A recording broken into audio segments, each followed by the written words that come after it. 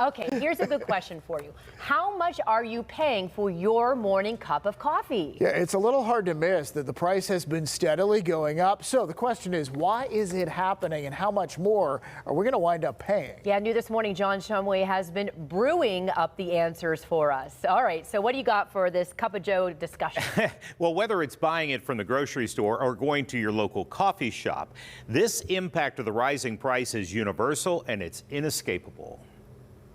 Customers have been coming in through the now red doors of Nicholas Coffee Company in Market Square for more than a century.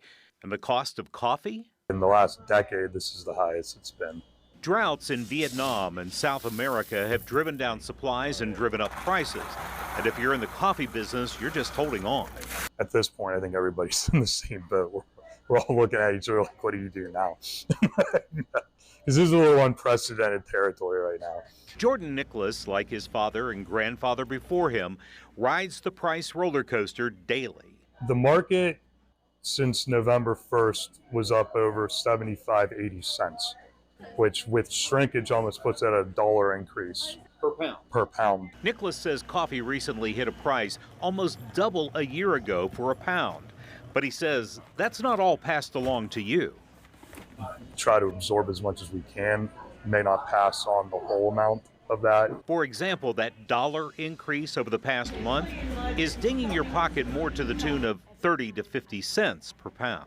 If we can get away with not having to raise prices, it's the last thing you want to do. You never get more business from raising prices.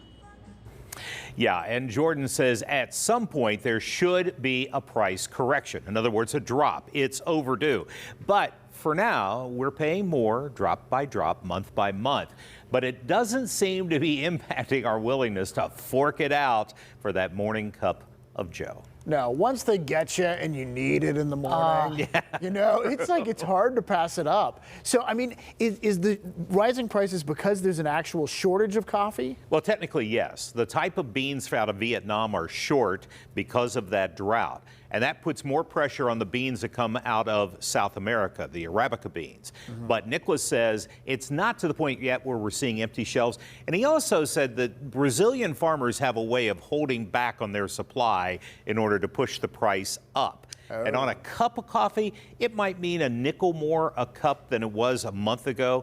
The biggest impact, though, is on the per pound sales.